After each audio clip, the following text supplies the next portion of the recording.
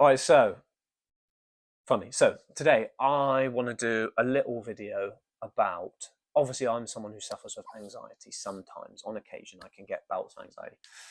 In the past, has been worse than now. But I wanted to share some verses from the Bible that I found good, helpful, thinking about anxiety and the relationship between like God and anxiety, like casting your anxieties onto God and stuff. So um, I just found 10 little verses from the Bible that I thought these are good on the topic of anxiety. So I might read them and maybe do a little comment about each one, maybe. I'll see. Drink your water, please. Hydrate. Very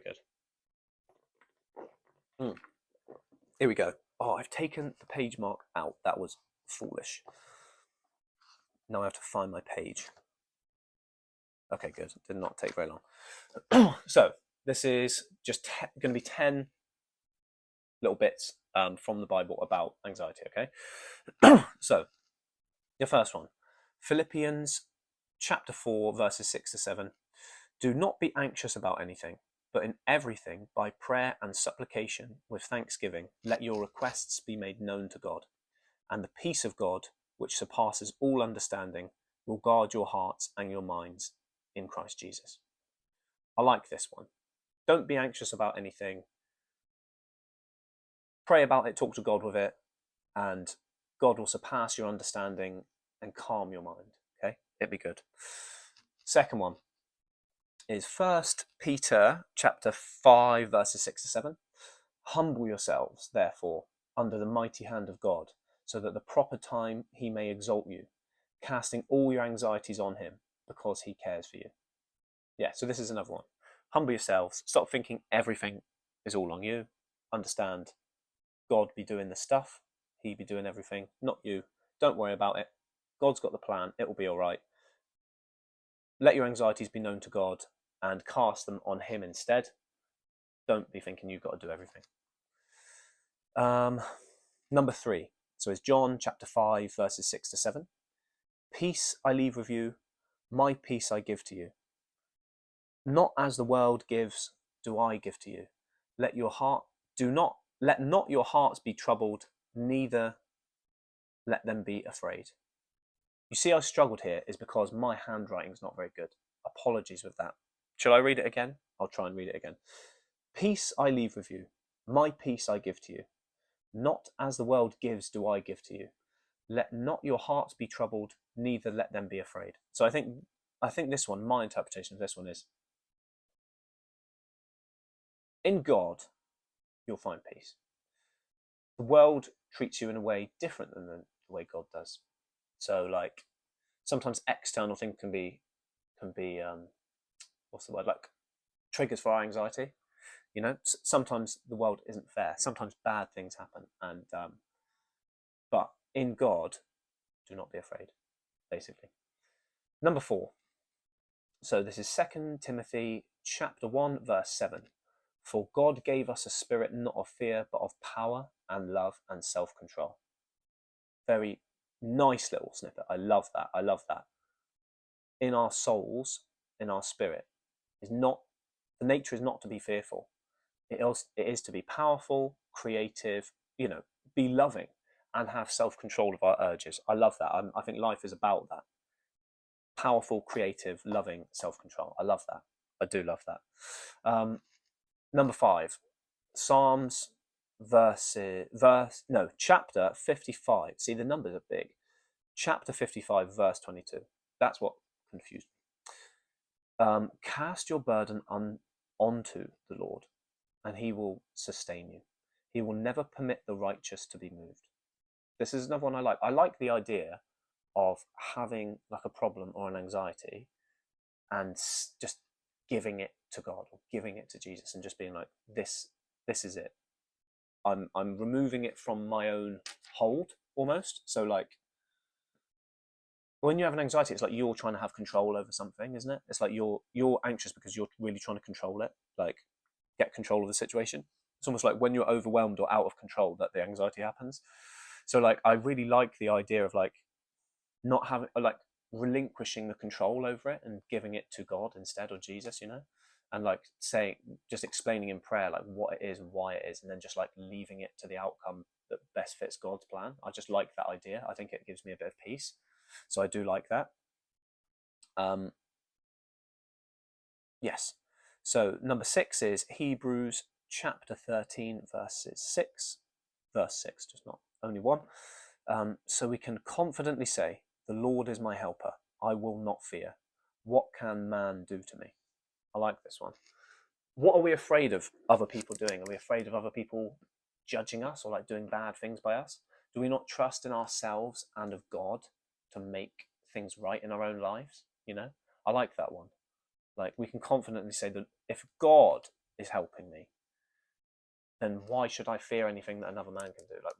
What could he do? Like, it's going to be like, oh, they're going to judge me, or they're going to think something of me, or they're going to give me a dirty look, or they're going to do this wrong by me. And it's like, who gives a shit? You know? Why should we fear these things? There's no point. Water break. I love water. Stay hydrated. So, PTO at the bottom of this page. Number 7, Joshua chapter 1, verse 9. Have I not commanded you? Be strong and courageous. Do not be frightened and do not be dismayed, for the Lord your God is with you wherever you go. I like this one. Again as well. It just tells you, I've told you to be strong and courageous. Don't be frightened. If you think you're all on your own and things are overwhelming, just know that God is with you all the time. I like that. It's good. Sometimes things feel overwhelming. It's like, oh my God, what am I going to do? What am I going to do? But it's like, sometimes it's not. You know, obviously, it is you. Like, it is your life that you have to sort out sometimes. But like, it can overwhelm you thinking, fuck, I've got to do this all on my own and stuff. But God's with you too, you know? You got to remember that. God's with you. I find peace in thinking that God is with me and God's watching over me, and a lot of like surrender in the God's plan stuff. Like, sometimes I understand that like I might want a certain outcome, but if it's not in God's best interest, then I might not get that. And I'm like, I find a bit more peace with that since finding God than like if I just didn't get the outcome before. But like, well, I wanted that outcome. You know, sometimes God might withhold something from you because he has something better for you, or because that just wasn't meant to be for the overall plan. But it always works out in the end. I found in my life personally that it works out in the end. It always is good. Why I had that little bit of waffle there, I can't remember. Number 8. So Matthew chapter 6 verse 34. Therefore, do not be anxious about tomorrow, for tomorrow will be anxious for itself. Sufficient for the day is its own trouble. I like this one. I honestly, this is big, right? We worry about the future a lot, don't we? Like what might happen, possibilities, potentials, or like even if something's certain, like, oh, I know I have to do this and it's going to suck. Like literally the point of this, what good is it using the time now worrying about that and thinking about that? Realistically, like, you have some time now that you could be doing something else or like enjoying, but you're thinking about a potential future. And even if it is certain, like, say if I certainly have to do a shit 2-hour thing tomorrow, would it not be better to just have 2 hours of shit, or to waste a further 2 hours, like double the time now, by worrying about it? If I waste 2 hours thinking about it now, why not just limit the shit to the amount of time that it has to be, instead of worrying about it as well and worsening more time? I really like that. Like, if you have something bad happen to you today, you just move through that in the day. There's no need to say, like what I just said, I think it was my point. Like, there's no need to drag it out and elongate that by worrying about it and then having to go through it as well. Sufficient for the day is its own trouble. Like, yeah, there's no point adding extra trouble to a day when you could just be vibing with the things of that day. And I really like that one. That's a big one as well, because anxiety is thoughts of the future, isn't it? Oh, some of these I actually really love, and that's one of them. Sorry, that's good. So number 9, I could dwell on that one for a while, but I'll just end up waffling. So number 9 is Proverbs chapter 3 verses 5 to 6. Trust in the Lord with all your heart, and do not lean on your own understanding. In all your ways acknowledge him, and he will make straight your paths. this is another thing that I've said about surrendering these things to God and not having to understand or like manifest the vision that you have, because God might have an alternate plan that might even be better for you, you know? So it's like, don't try and understand everything. I'm a big one where I try and understand everything until it gets to a point where I have to surrender. I'm a big like thinker, but I found a lot more surrender and peace in God like than I had before. It was like a alien thing to me completely until recently. Like, well, not until like finding God, but I can do it more now. But even still, I do like to think still. It's not something that like I've let go of, but in certain situations, I do find comfort in surrendering it to God. Yeah, and God will make straight your path. Like in the end, what is meant to happen will happen, and that'll be right for you. And that's a belief that I have, like a trust that I have in God to make things the right way that they need to be for me and for actually His plan. Even sometimes, like some things might not be ideal in my life, but it's all meant to be, and it seems that way in my life so far, that it's played out that way. That like most of the shittest situations I've been in have felt shit at the time, and I've like almost cursed the universe or cursed God and like, why the fuck has this happened to me? Like, this is shit. And then a few years later, I'll be like, I completely understand why that had to be in my life. I understand why it needed to change my life in that way, and I know that I needed that to be on this trajectory and to change me to be this person, and I needed that at that time. So it's like you go through something, but you can't see the whole God's plan. You can't see it, so you just don't know. But you should have trust that God will guide you through it in the way that you need to. And in my life, in my experience, I've found that I have seen that even the things that were really awful, that I did not like at all and didn't want to be in, I did need them, and I do have a bit of gratitude for them in retrospect, in hindsight, because because I've seen it unfold, and I now have utmost faith in God to do that in the future as well. So hopefully, if I'm in a shit situation in the future where life's kind of sucking, I can be like, look, I trust that God has put me here because I need to be here, and I've needed to learn a lesson, or I've needed to level up, or something like that.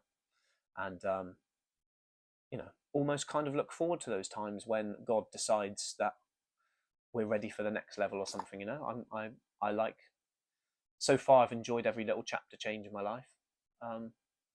Obviously not every single bit of it, but it's good. Life's good. Life's good, and we should enjoy the downs and the ups, and take them all on the chin and trust in God. So the last one, number 10, is John chapter 4, verse 18. There is no fear in love, but perfect love drives out fear, because fear has to do with punishment. The one who fears is not made perfect in love. I like that. But I'm trying to think, because I remember when I wrote this one down, it made so much more sense to me, and I've just read it now, and I'm like, what did I think that meant at the time? This is kind of true. I would say when it says, but perfect love drives out fear, because fear has to do with punishment. This is true, because it's easy to give the relationship thing, isn't it? If you're in a good relationship, then there's not a great deal to fear going wrong. If you're in perfect love drives out fear. When you are, there's been times in your life where you've been completely head over heels, absolutely in love, and like when you're in those moments, nothing really bothers you, does it? Like, because you're just so wrapped up in love, and it's just like nice. So perfect love does kind of drive out fear, and fear is to do with punishment. And I think we fear the things that feel like punishment to us, that will feel shit, or that we will lose something we want, or we won't get something we want, or obviously you're a human being, you've experienced fear before, but it's hard to feel fear and love and gratitude at the same time, if you know what I mean. Like, because real love is like, I think a lot of love is gratitude, isn't it? If you know what I mean. Love and gratitude, they're not synonymous, but a lot of the feeling of love is gratitude.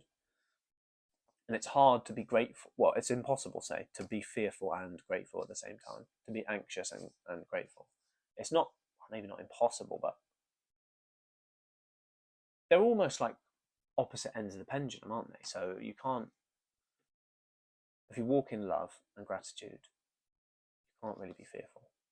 And if you're grateful for something, you can't not want that experience. It's like, I was just thinking of an example, but I've realised it's not good. So my apologies to the viewers. But let me have a look at that again. There is no fear in love, but perfect love drives out fear, because fear has to do with punishment. The one who fears is not made perfect in love. I wish I could decipher what that means. The one who fears is not made perfect in love.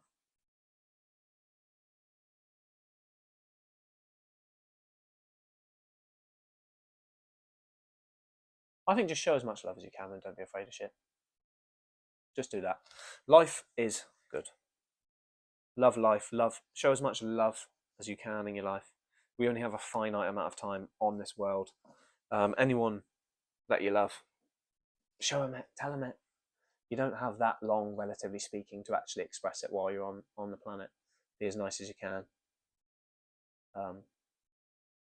Show love as much as you can. We all just crave and love being loved, don't we? In many different ways, like friendships or even just anything.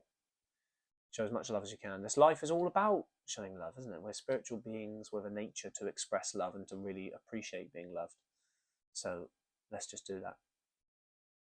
But I hope you found this somewhat interesting. I was just confused by that last one, as you can probably tell. I'm like trying to rationalize the last one. I forgot what I interpreted that as, because I remember it being good enough to write down, but my interpretation has obviously eluded me right now, which is a shame, a great shame. But